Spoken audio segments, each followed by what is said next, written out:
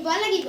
কোৱাচোন লাচিত কাৰ হাতত মই গুৰুবাৰ অৰ্পণ কৰোঁ অসমত বীৰৰ অভাৱ হোৱা নাই লাগা মাথো আপোনাৰ আদেশ কাৰো